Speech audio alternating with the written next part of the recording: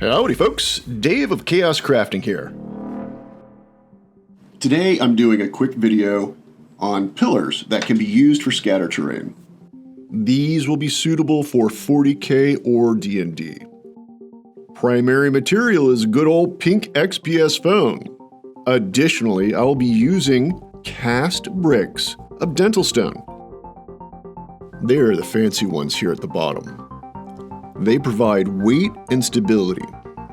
I'll include a link. What? You don't have cast bricks? No worries. I'll also include some options that aren't so fancy that will help with stability issues.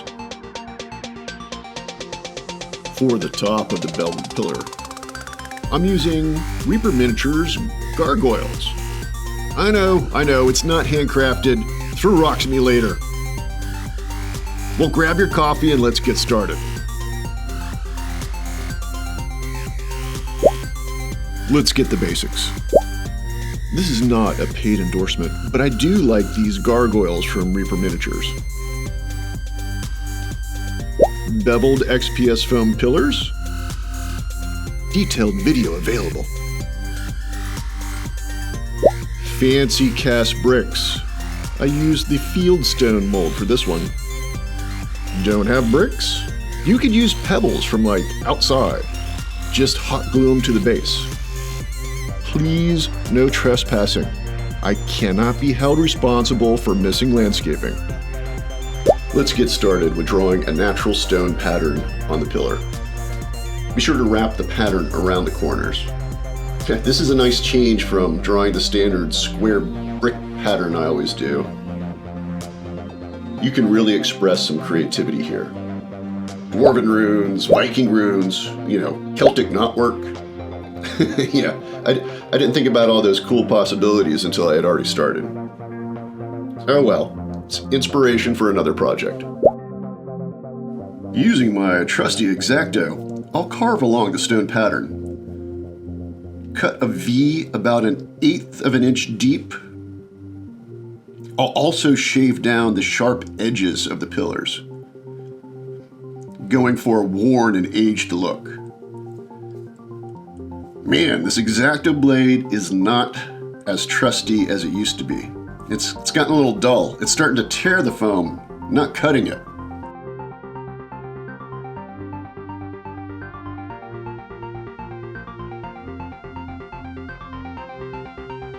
Oh, I just had an idea. I have a handheld hot wire cutter. I got it cheap from the interwebs. It has a small blade attachment. I use this on my epic cliff face build, and it came in handy when you wanted to do organic cuts. Noticing a slight drawback. This cheap cutter doesn't have temperature control. And with the on setting, it wants to melt a deep cut into the foam. Makes it hard to do detailed work. I can work around it by turning on and off the switch. When it gets a little bit too hot to let it cool down some. I wonder if Proxxon makes one of these.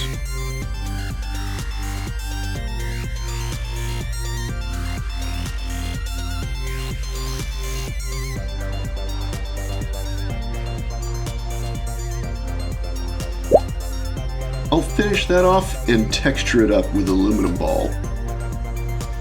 The other pillar I did choose to cut with a new X-Acto blade. But if I had a large project where I had to do a lot of this, I would definitely go with a hot wire cutter.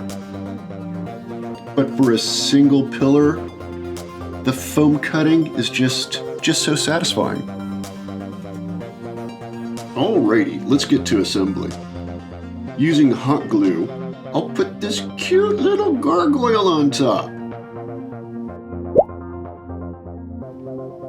Okay, alternative one for adding weight to your scatter terrain. Zinc washers. They come in 50 count bags for like $8.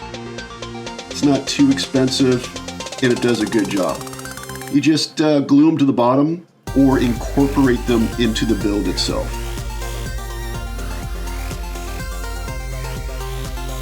And that's enough with a carving can.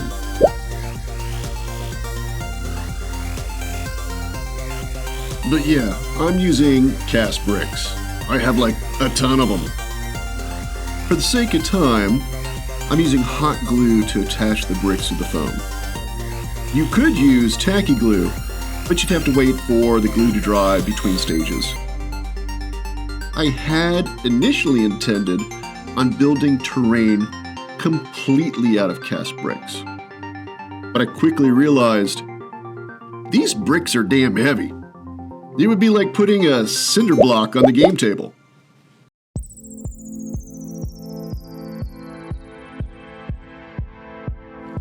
So I started to mix the two mediums.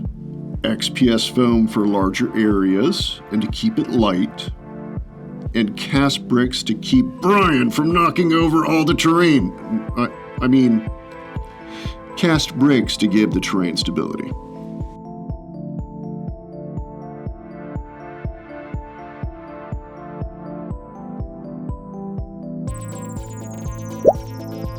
So if you're not using cast bricks or rocks from your yard, the base of the pillar would just be more carved stone or block texture. So let's talk about modular design. If you're like me, hobby time is scarce. Job, family, friends, it all adds up fast. So you can't be crafting unique terrain for every game night. You want to design your terrain so it can be used in different configurations. Case in point, this pillar. This pillar can represent multiple items. It could be a gravestone, it could be a mile marker, it could be the top of a building. Now let's add in some 2-inch pillars. This is where we start to get modular. Add in a door, and you have an evil church. I use my pillars and doors all the time. And it's okay if they don't perfectly fit together. Let your player's imagination fill in the gaps. Just guide that imagination with plenty of scenic descriptions.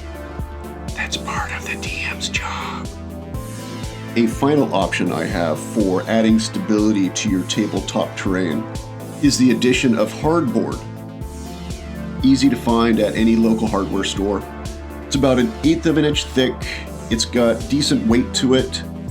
The only downside is you need power tools to get it cut. Well, like I said, this is going to be a quick video. I do hope you've enjoyed. If you liked it, click that like button, drop me a comment, and until next time, peace.